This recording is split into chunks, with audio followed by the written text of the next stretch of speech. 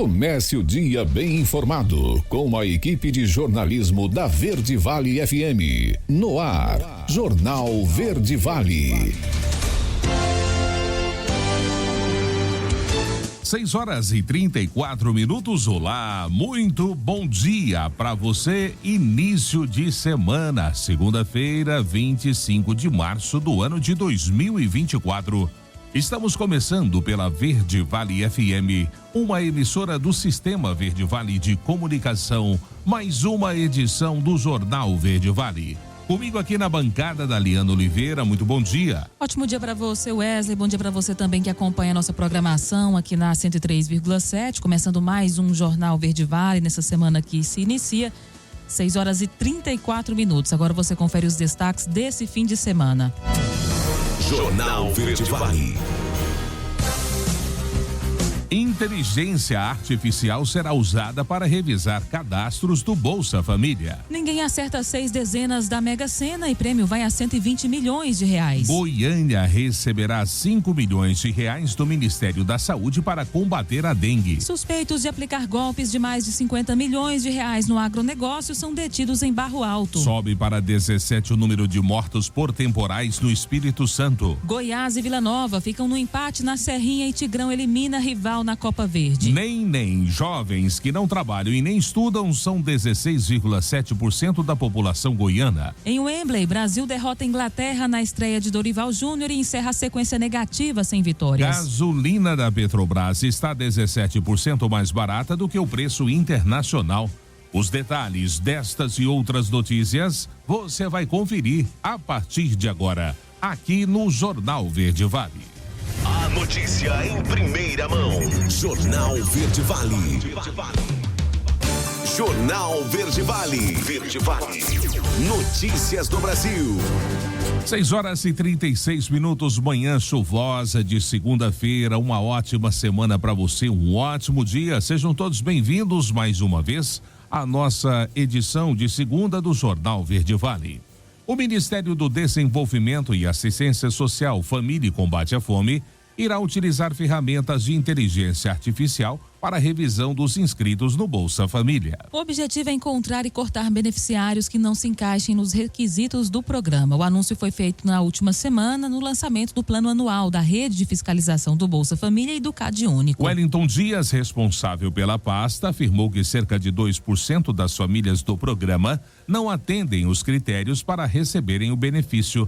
Atualmente há 21 milhões de famílias beneficiárias. A medida faz parte do plano de ação da Rede Federal de Fiscalização do Bolsa Família e CadÚnico para prevenir fraudes e melhorar as informações e a fiscalização dos programas. Atualmente o Ministério já verifica movimentações atípicas e identifica falhas cadastrais quando há denúncias ou indicativos de fraudes e em parte das averiguações e também das revisões. Segundo a pasta, o objetivo é que a eficiência do Bolsa Família chegue a 100% com a inteligência artificial, desenvolvida por uma unidade de pesquisa estratégica com apoio do Ministério da Gestão e Inovação em Serviços Públicos. Não há prazo para início do uso da ferramenta devido à forma que a inteligência será desenvolvida. A aplicação da ferramenta faz parte das ações do grupo criado em 2023 para estudar o programa e torná-lo mais eficiente. Irá, com certeza, apresentar planos anuais para organizar diretrizes de fiscalização dos programas sociais.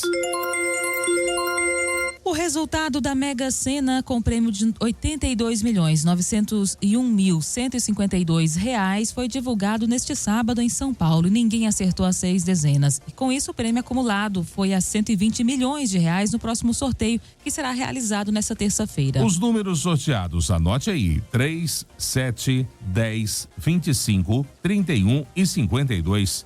216 apostas acertaram 5 dezenas e vão receber cada uma R$24.404,31. Já os 11.623 apostadores que acertaram a quadra vão levar para casa cada um R$647,89. Mortes pelas chuvas no Sudeste passam de 20. Tereza Klein é quem traz essa atualização. Ao menos 25 pessoas morreram devido às fortes chuvas que atingem o sudeste do país. No Espírito Santo foram registrados 17 óbitos, sendo 15 em Mimoso do Sul. O governo do Espírito Santo decretou situação de emergência. O governador Renato Casagrande afirmou em Mimoso que todos os trabalhos para atender os atingidos estão sendo feitos. Nós estamos aqui para poder ver em loco a realidade e a gente articular, né, o retorno da comunicação, a gente articular a alimentação, água, abrigo para as pessoas. Neste momento é a hora da gente continuar resgatando pessoas. Um helicóptero conseguiu chegar aqui, não consegue chegar mais helicóptero porque não tem, o teto é muito baixo, o helicóptero não consegue chegar aqui, mas um está aqui desde a parte da manhã. Estamos resgatando pessoas aqui que estão ainda ilhadas no terraço das suas casas. E esse é o trabalho agora, né, da gente trazer as pessoas para algum abrigo, local seguro. Né, a partir deste ponto, então, a gente dá toda a assistência aqui de alimentação e de água e a gente depois cuidar da recuperação da cidade. No Rio de Janeiro, 8 pessoas morreram na Baixada Fluminense, região serrana e região dos Lagos. A cidade de Petrópolis teve desmoronamentos e casas foram destruídas. 4 mortes foram confirmadas. A prefeitura decretou situação de emergência, assim como a de Teresópolis. O governador do Rio de Janeiro, Cláudio Castro, ressaltou que os esforços da Defesa Civil estão disseminados por várias cidades em alerta. Regiões Norte, Noroeste, Baixada Fluminense, Baixada Litorânea, Capital, nós ainda temos previsões de fortes chuvas, não podemos diminuir nosso grau de cuidado e eu gostaria de reiterar. Você que mora num lugar seguro, fique em casa. E você que por acaso mora numa área de risco, preste muita atenção nas sirenes, em todas as orientações, tanto da Defesa Civil Estadual quanto da Defesa Civil Municipal, porque o nosso trabalho hoje é para proteger a sua vida e da sua família. Estamos com uma super operação, uma operação enorme, indo a caminho do Norte e Noroeste para somar aquela que já estava na previsão para que a gente garanta a segurança de toda a população. No Nordeste, as chuvas também são intensas no Maranhão. 8 cidades decretaram situação de emergência.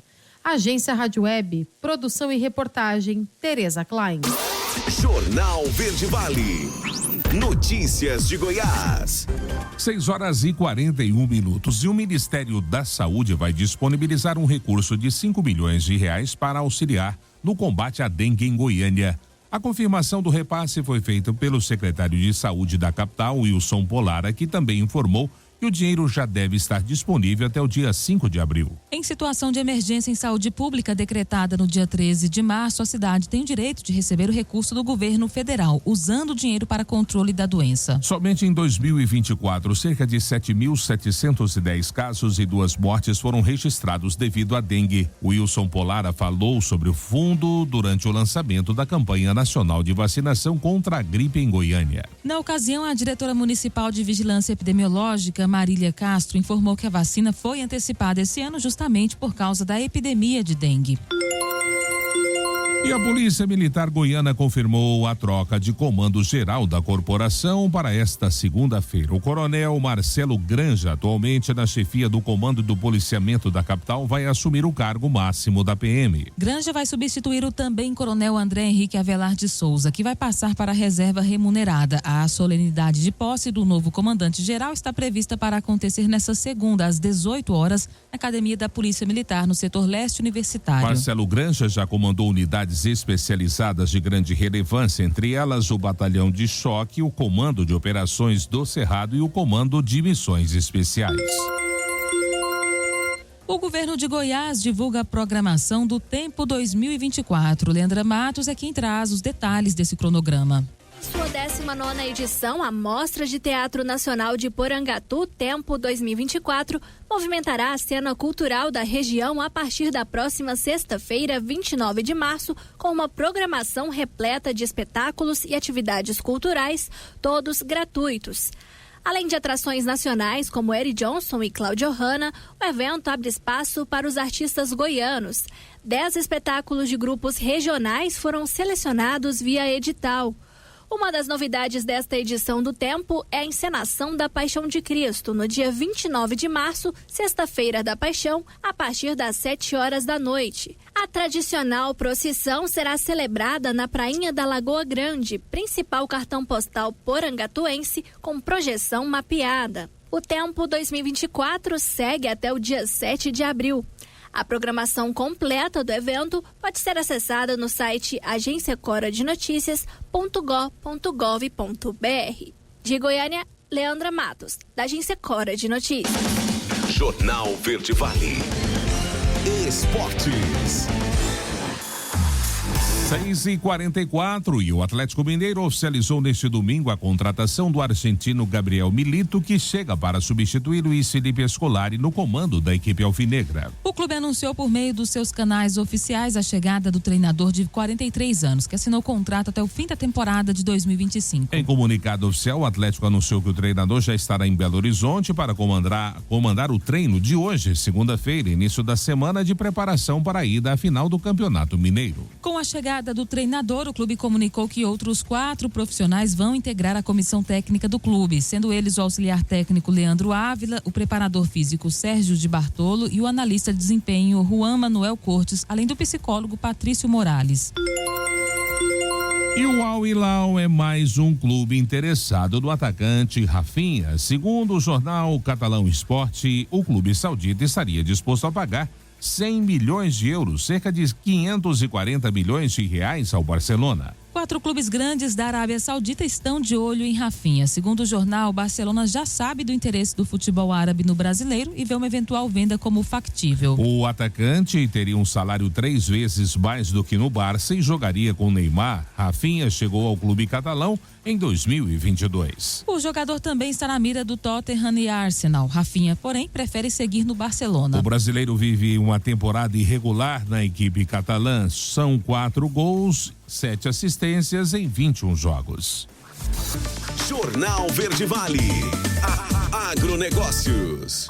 6h46. O mercado brasileiro de milho voltou a trabalhar com preços levemente mais baixos ao longo da última semana. Segundo a consultoria Safras e Mercado, o avanço da colheita da safra de verão e a melhoria do clima em áreas produtoras do milho safrinha levaram os produtores a ampliar as fixações de oferta para vendas. O ritmo de negócios, contudo, seguiu lento, uma vez que consumidores se mostraram bem supridos de estoques, aguardando melhores condições de preço para avançar nas aquisições. De acordo ainda com Safras e Mercado, no cenário internacional, a Bolsa de Chicago apresentou sinais de recuperação ao longo da semana, em meio a chuvas excessivas na Argentina e as perspectivas de uma área de cultivo menor nos Estados Unidos, temporada 24-25 perdendo espaço para a soja. E 2 suspeitos de aplicar golpes de mais de 50 milhões de reais a empresários do agronegócio foram detidos pela Polícia Civil na última quinta-feira em Barro Alto. De acordo com as informações da corporação, os homens já eram investigados anteriormente e contavam com vasta ficha criminal por diversos crimes. Um terceiro envolvido está foragido e a polícia continua nas buscas. A associação criminosa era responsável por aplicar golpes em empresários rurais em todo o estado de Goiás e ainda no Distrito Federal. Segundo a Polícia Civil, os suspeitos realizavam fraude na compra de gado, fazendas e máquinas. Os homens foram encontrados com inúmeros cheques, procurações e dinheiro em espécie. Os suspeitos encontram-se agora à disposição da Justiça. A notícia em primeira mão. Jornal Verde Vale. Jornal Verde Vale. Verde Vale. Notícias do Brasil. 7h em ponto, já de volta com o segundo bloco do Jornal Verde Vale dessa segunda-feira. Operação da Polícia Federal contra os suspeitos de terem planejado e ordenado a execução de Marielle Franco e Anderson Gomes no dia 14 de março de 2018 foi realizada na manhã desse domingo. Domingos Brazão, Chiquinho Brazão e Rivaldo Barbosa foram presos às 6 da manhã no Rio de Janeiro por determinação do ministro Alexandre de Moraes do STF. As equipes da Polícia Federal usaram carros descaracterizados para não chamar a atenção. Os 2 suspeitos de serem os mandantes do assassinato da vereadora Marielle Franco foram presos dentro de casa, em condomínios na Barra da Tijuca, na zona oeste do Rio. Chiquinho Brazão é deputado federal do União Brasil. Domingos Brazão, conselheiro do Tribunal de Contas do Estado do Rio de Janeiro. Já o delegado da Polícia Civil, Rivaldo Barbosa, era chefe da Polícia Civil do Rio na época do assassinato de Marielle. Logo depois do crime, Rivaldo se reuniu com as famílias de Marielle e Anderson e prometeu prioridade no esclarecimento do caso. Os advogados que defendem os presos contestam as acusações. A delação de Rony Lessa, homologada na última terça-feira pelo Supremo Tribunal Federal, forneceu informações fundamentais para a operação deste domingo. E nesse domingo, a Coordenadoria Estadual de Proteção e Defesa Civil atualizou para 17 o número de mortos pelas chuvas no estado do Espírito Santo. Foram confirmados 15 óbitos em Mimoso do Sul e 2 em Apiacá. Ambas as cidades ficam no sul do estado, região fortemente atingida pelas chuvas. Neste sábado, o governo do estado decretou situação de emergência em decorrência das chuvas nas cidades mais atingidas. Foram incluídas no decreto publicado em edição extra no Diário Oficial as seguintes cidades: Alegre, Alfredo Chaves, Apiacá, Atílio Viváqua, Bom Jesus do Norte, Guarcuí, Jerônimo Monteiro, Mimoso do Sul, Muniz Freire, Muque, Rio Novo do Sul, São José do Calçado e Vargem Alta. De acordo ainda com o boletim extraordinário da Defesa Civil, atualizado até amanhã deste domingo, o número de desalojados é estimado em mais de 5.400 pessoas no estado. E o governo bloqueia quase 3 bilhões de reais do orçamento para cumprir a meta. Yuri Hudson é quem traz os detalhes. O governo federal anunciou nesta sexta-feira um bloqueio do orçamento de quase 3 bilhões de reais. A decisão do Ministério da Fazenda é uma forma de cumprir o limite de gastos previstos para este ano. A informação foi divulgada no relatório bimestral de receitas e despesas primárias do primeiro bimestre deste ano. Ainda não há um detalhamento sobre quais pastas sofrerão mais cortes. A expectativa é que no início da próxima semana o Ministério da Fazenda promova uma coletiva para detalhar os cortes no orçamento. De acordo com o Ministério do Planejamento e da Fazenda, o governo pode gastar até 2 trilhões e 89 bilhões de reais neste ano. Mas as despesas programadas estão sendo superiores à previsão orçamentária. A diferença é de exatamente 2,9 bilhões de reais, o valor do corte anunciado nesta sexta.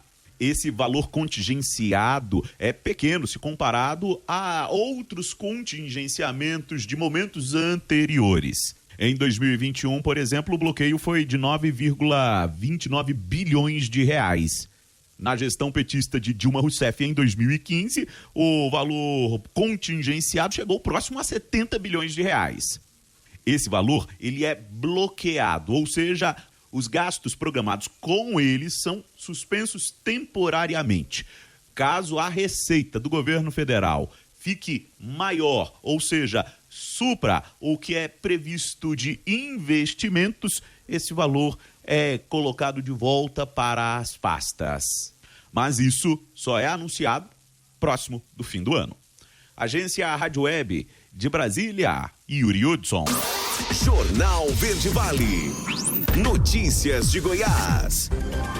7h04 agora. E um homem de 31 anos morreu após trocar tiros com policiais do Comando de Operações de Divisa, o COD, na tarde do último sábado no bairro Jardim Itaipu, em Goiânia. De acordo com a corporação, ele era integrante de uma facção criminosa do Rio de Janeiro. O confronto ocorreu quando os policiais tentaram abordar o homem que estava na posse de um revólver calibre 38. Ele efetuou os disparos contra os policiais que revidaram. Segundo o comando, o homem utilizava um imóvel para armazenar e distribuir drogas do setor, além de ser o responsável por arquitetar e executar integrantes de facções rivais em Goiânia, Aparecida de Goiânia e Senador Canedo. Ainda de acordo com o COD, ele era apontado como autor de homicídio contra um homem em Senador Canedo em 2021 e já vinha sendo investigado por outros crimes como homicídio, tentativa de homicídio, roubo, receptação, posse de arma de fogo de uso restrito e porte ilegal de arma de fogo.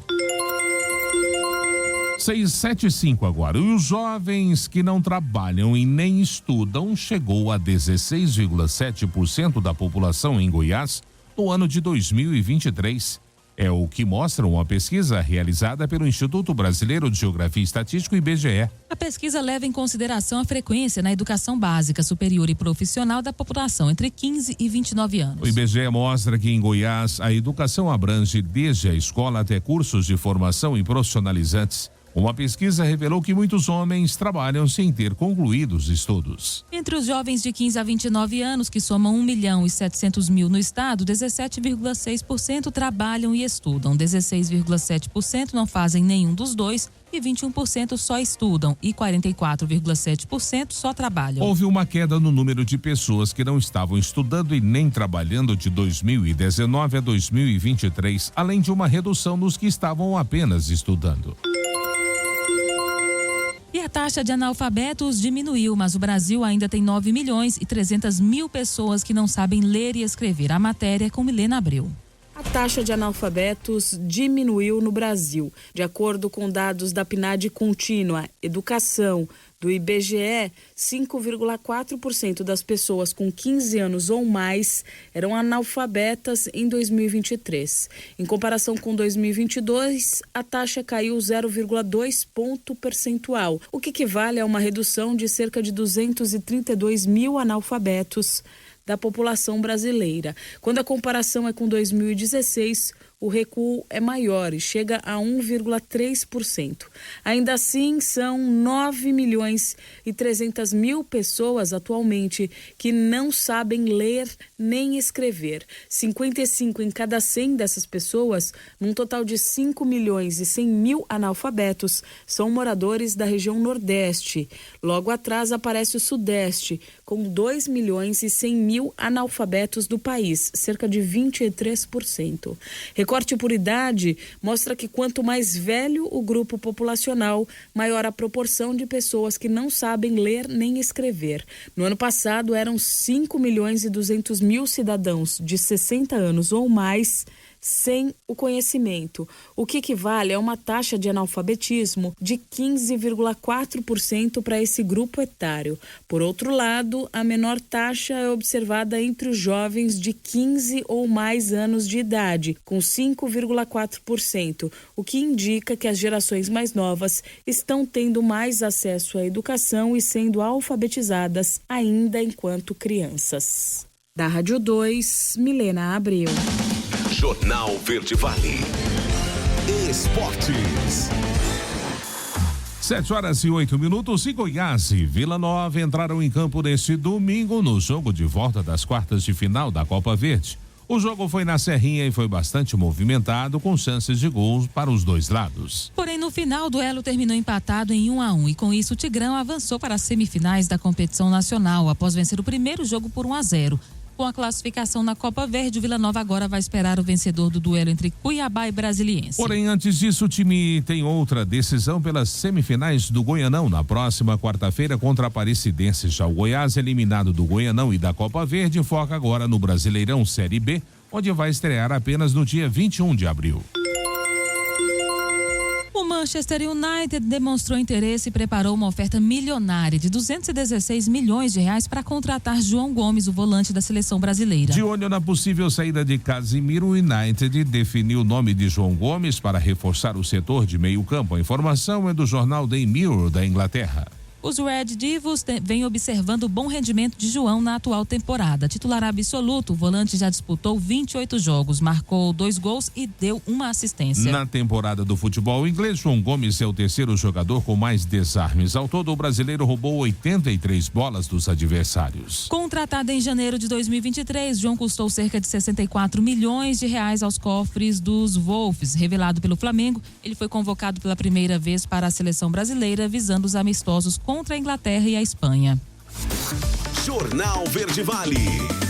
Agronegócios. 7h10 agora. E o mercado físico do boi gordo apresentou poucas mudanças nas cotações da arroba durante a última semana. O analista de safras e mercado, Fernando Henrique Iglesias, afirmou que os frigoríficos tentaram realizar compras por preços mais baixos em meio ao posicionamento confortável das escalas de abate fechadas para 10 dias úteis em média. Ele sinalizou, no entanto, que ao longo do segundo trimestre de 2024 é esperada uma pressão maior de oferta de gado, com a perspectiva de piora nas condições de pastagens. Iglesias destacou ainda que o mercado atacadista apresentou preços acomodados durante a semana, visto que há pouco espaço para reajustes em um período pautado pelo menor apelo ao consumo. É importante ressaltar que a carne de frango permanece mais competitiva quando comparada com outras proteínas concorrentes, é o que afirmou ele. Jornal Verde Vale. Verde Vale. Notícias do Brasil.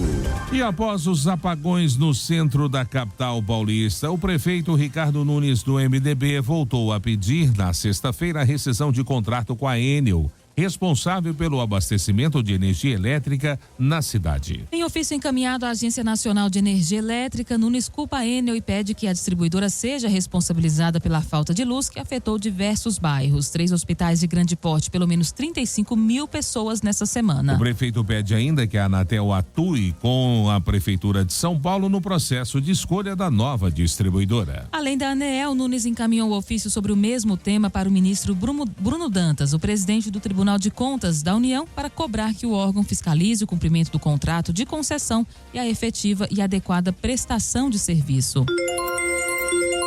E a inadimplência cresce. 66,6 milhões de brasileiros estão endividados. Quem traz essa perspectiva é Humberto Ferretti. Praticamente todos os brasileiros com idade entre 6 e 14 anos frequentam a escola. Dados do IBGE indicam que em 2023, 99,4% das crianças e adolescentes do país estavam matriculados. Por outro lado, nem todos estão na fase adequada para a idade, que é o ensino fundamental.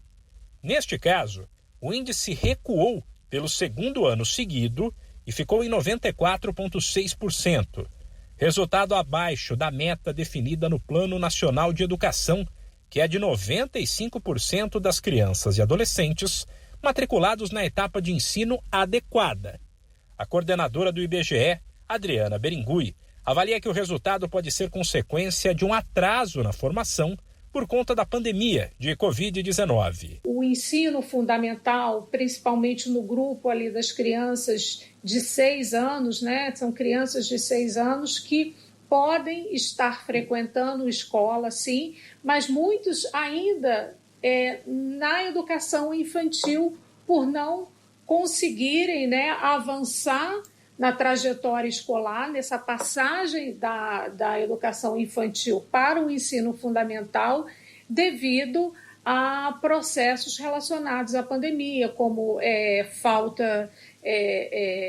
o próprio fechamento dos estabelecimentos, a dificuldade de aprendizado. A coordenadora do IBGE avalia que no caso das crianças menores que estavam em fase de transição do ensino infantil, como as creches, para o fundamental, a educação à distância pode não funcionar tão bem. Durante a pandemia, o ensino à distância ele foi relativamente bem sucedido entre os adolescentes que já possuem familiaridade, né, com as telas e com essa comunicação virtual, enquanto essas crianças menores, principalmente aqueles de 6 anos de idade, que seriam os que entram na educação fundamental, muitos ainda estão consolidando a própria alfabetização. O total de crianças com menos de 6 anos que frequentavam escola ou creche no país cresceu e passou de 10 milhões.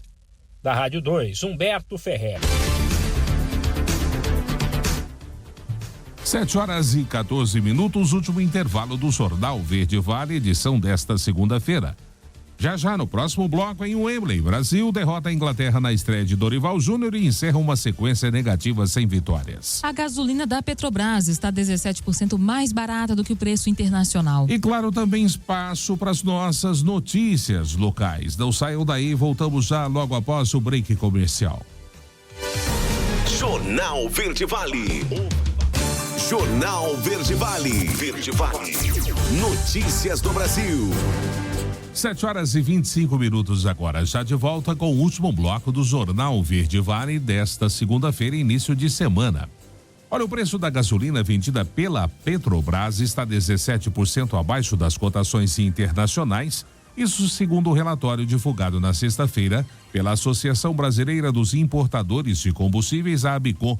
No caso do óleo diesel, a defasagem média de 9%. A análise da ABICOM é feita com base no preço de paridade internacional dos dois produtos, uma referência internacional do setor. Para a gasolina, a diferença entre o preço médio do litro vendido no Brasil e o global é de 58 centavos. No caso do diesel, esse valor é de 32 centavos. A Petrobras não altera o valor da venda da gasolina há 5 meses. A última mudança foi feita em 21 de outubro de 2023, quando o preço foi reduzido em 4,09%, uma queda de 12 centavos por litro. Sobre o diesel, a movimentação mais recente ocorreu em dezembro do ano passado, com um corte de 30 centavos por litro, equivalente a 7,85%.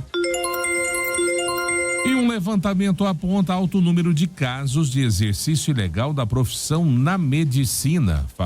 Fabiola Altran é quem traz essa constatação. Nos últimos 12 anos, o Brasil registrou quase 2 casos de exercício ilegal da medicina.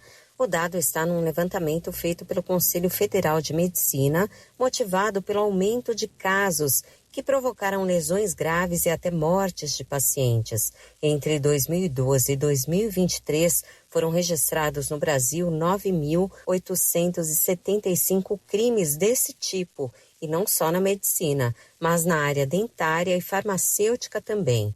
Há na Justiça 6.189 novos processos relacionados ao exercício ilegal da profissão na área da saúde. Nas delegacias de Polícia Civil do país, há 3.337 boletins de ocorrência. As informações foram obtidas junto ao Conselho Nacional de Justiça, Poder Judiciário nos estados e polícias das 27 unidades da Federação, por meio da Lei de Acesso à Informação. Rio de Janeiro é o estado com o maior número de casos, são 937 ocorrências. Em 11 delas, as vítimas morreram e 31 pessoas sofreram lesão corporal grave. Na sequência, vem São Paulo com 528 boletins de ocorrências, a maioria no interior. Em terceiro lugar está Minas Gerais, com 337 casos. Mas, de acordo com o Conselho Federal de Medicina, esses números podem não ser fiéis, porque há subnotificação de registros. É que 5 estados não forneceram informações: Espírito Santo, Pernambuco, Piauí, Rio Grande do Sul e Alagoas. Da Rádio 2, Fabiola Altran. Jornal Verde Vale. Notícias de Goiás. 7h28. No ano passado, havia 234 mil pessoas com 15 anos ou mais de idade analfabetas no estado de Goiás. Isso equivale a uma taxa de analfabetismo de 4%, segundo divulgou na sexta-feira a pesquisa do IBGE. Em relação a 2022, a taxa caiu meio ponto percentual. Nota-se que em Goiás, assim como no Brasil, o analfabetismo está diretamente associado à idade. Quanto mais velho o grupo populacional, maior a proporção de analfabetos. Em 2023, eram 146 mil analfabetos com 60 anos ou mais no estado. Isso equivale a uma taxa de analfabetismo de 14,2% para esse grupo etário. Em 2022, a taxa foi de 16,6%. Ao incluir gradualmente os grupos etários mais novos, observa-se a queda do analfabetismo para 7,5% entre as pessoas com 40 anos ou mais, 4,9% entre aquelas com 25 anos ou mais e 4% entre a população de 15 anos ou mais. Para as pessoas com 60 anos ou mais, a taxa de analfabetismo é 3 vezes maior do que a taxa para o grupo mais jovem. E não é novidade que o governador de Goiás, Ronaldo Caiado, quer ser presidente do país. O próprio já tentou ser candidato em 1989. Agora, porém, o chefe do executivo goiano está buscando consolidar a sua candidatura à presidência da República em 2026 de uma forma mais palpável. Para isso, e com a sua intenção de representar a oposição a Luiz Inácio Lula da Silva, Caiado tem tido encontros reservados com profissionais de marketing político e empresas de pesquisa. As informações foram obtidas pela reportagem. Ainda de acordo com o jornal O Globo, Ronaldo Caiado conta ainda com o apoio de ACM Neto, vice-presidente do União Brasil, para articular a sua campanha. Mesmo Tarcísio de Freitas ser visto como favorito para representar Bolsonaro na próxima eleição presidencial, Caiado se coloca como uma alternativa, embora reconheça que Tarcísio é o principal candidato. Ronaldo Caiado vê o seu partido União Brasil fortalecido após a saída de Luciano Bivar e a possibilidade de formar uma aliança com outras siglas como PP e Republicanos. A Justiça liberou o pagamento de 2,1 bilhões de reais em atrasados do INSS. A matéria é com Humberto Ferretti. Justiça libera o pagamento de 2 bilhões e 100 milhões de reais em atrasados do INSS. O dinheiro irá para cerca de 130 mil beneficiários que entraram com ação contra o órgão e venceram. São processos de até 60 vezes o salário mínimo, chamados de requisições de pequeno valor, cujo cidadão teve o ganho de causa definido em fevereiro. Normalmente, o segurado procura a justiça para pedir a revisão do benefício ou até a concessão de pensão por morte ou incapacidade. Por exemplo, a consulta para o cidadão saber se foi contemplado pode ser feita no site do Tribunal Regional Federal da área onde foi aberta a ação. O pagamento dos atrasados é feito via Caixa Econômica Federal ou Banco do Brasil.